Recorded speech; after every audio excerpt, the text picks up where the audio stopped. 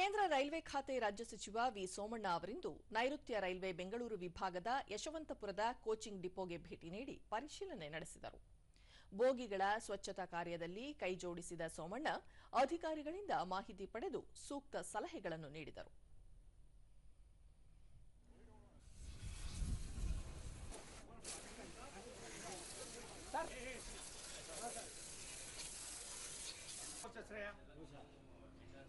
ಒಂದಿನ ನೀವು ನಮ್ಗೆ ಕರ್ಕೊಂಡೋಗಿಲ್ಲ ಸರ್, ಟೀಚರೇ ಬರಲ್ಲ ಸರ್, ಬರೀ ರಿಪೋರ್ಟರ್ಗಳು ಮಾತ್ರ ಕರ್ಕೊಂಡೋಗಿದ್ದೀರ.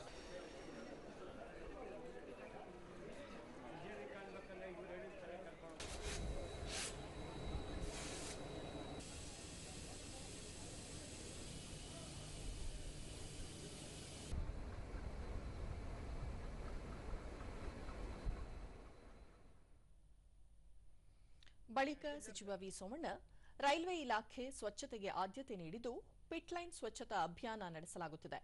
ಇಲ್ಲಿನ ಪಿಟ್ಲೈನ್ ದೇಶದಲ್ಲಿಯೇ ಅತ್ಯಂತ ವೇಗದ ಪಿಟ್ಲೈನ್ ಆಗಿದ್ದು ದಿನಕ್ಕೆ 400ಕ್ಕೂ ಹೆಚ್ಚು ಬೋಗಿಗಳ ಸ್ವಚ್ಛತಾ ಕಾರ್ಯ ನಡೆಸಲಾಗುತ್ತದೆ. ಈ ತ್ಯಾಜ್ಯ ವೈಜ್ಞಾನಿಕ ವಿಲೇವಾರಿ, ಅನಗತ್ಯ ವಸ್ತುಗಳ ಸಂಗ್ರಹ ಕಾರ್ಯ ಮಾಡಲಾಗುತ್ತಿದೆ ಎಂದು ತಿಳಿಸಿದರು. ನಿಲ್ದಾಣಗಳಲ್ಲಿ ಪ್ರಯಾಣಿಕರ ಸುರಕ್ಷತೆಗೆ ಎಲ್ಲ ಕ್ರಮ ಕೈಗೊಂಡಿದ್ದು ರೈಲ್ವೆ ಸುರಕ್ಷಣಾ ಪಡೆ ಸಿಬ್ಬಂದಿಯೊಂದಿಗೆ ರಾಜ್ಯದ ಪೊಲೀಸರು ಕಾರ್ಯನಿರ್ವಹಿಸುತ್ತಿದ್ದಾರೆ ಎಂದು ಹೇಳಿದರು. ಮೊದಲನೇ ಪಿಟ್ಲೈನು ಕರ್ನಾಟಕದಲ್ಲಿದೆ ಅನ್ನೋ ಹೆಮ್ಮೆಯ ಮಾತನ್ನು ಕೂಡ ಹೇಳ್ತಾ ಇದ್ರು.